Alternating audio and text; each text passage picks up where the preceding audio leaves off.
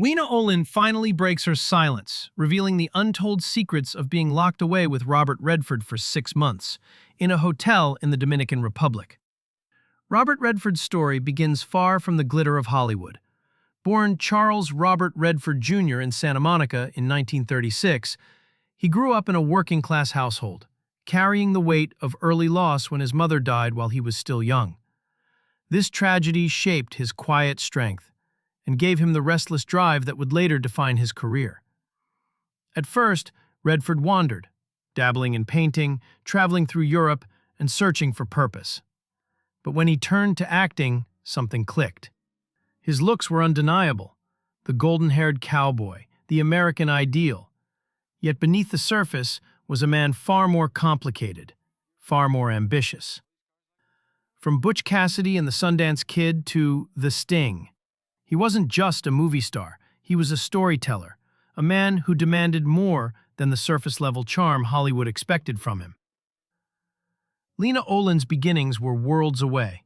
Born in Stockholm, Sweden, in 1955, she grew up surrounded by art and performance.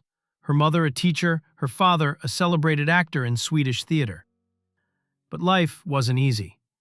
She lost her brother in a tragic accident when she was just a child, a shadow that stayed with her throughout her life. Olin's path to acting was forged in resilience. She studied at the National Academy of Dramatic Art in Stockholm, where she honed a sensitivity and depth that made her stand apart. Ingmar Bergman, the legendary director, spotted her talent, and soon Lena became one of his muses, crafting performances that carried both fragility and fire. By the 1980s, her international career was taking off, with roles that revealed her fearless approach to storytelling. It was 1990 when fate brought Robert Redford and Lena Olin together on the set of Havana. Directed by Sidney Pollack, the film told the story of love and politics on the eve of the Cuban Revolution. For Olin, this was her introduction to the full force of Hollywood. For Redford, it was another chance to stretch his artistic range, already an icon, but still restless for truth on screen. But behind the cameras, the atmosphere was intense. Political instability in the Dominican Republic, where the film was shot, meant the cast and crew were confined to their hotel for months. Redford and Olin found themselves living side by side on the top floor, with little to do but work, talk, and dream. Lena later described it. "We were locked up in a hotel for months.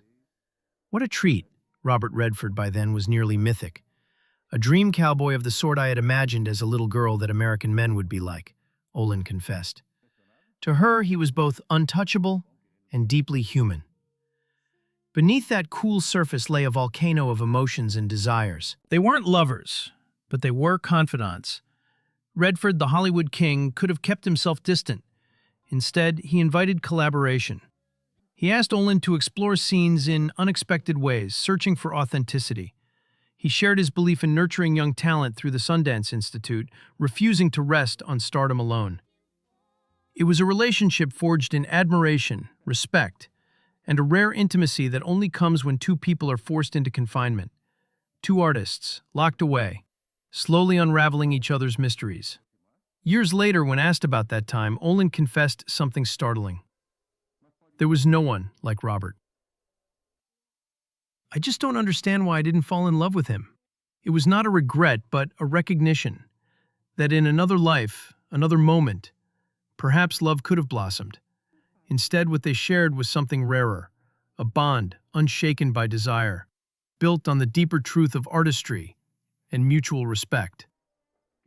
Robert Redford remains a titan of cinema, not just for the roles he played, but for the doors he opened for countless filmmakers through Sundance. Lena Olin, too, built a career marked by fearless performances, carrying the strength of her European roots into the heart of Hollywood. Their time together in Havana was fleeting, yet unforgettable. It was not a romance of passion, but of minds, of two storytellers finding each other in a world of confinement and chaos. And maybe that is the greater love story, the one never acted upon, but forever remembered.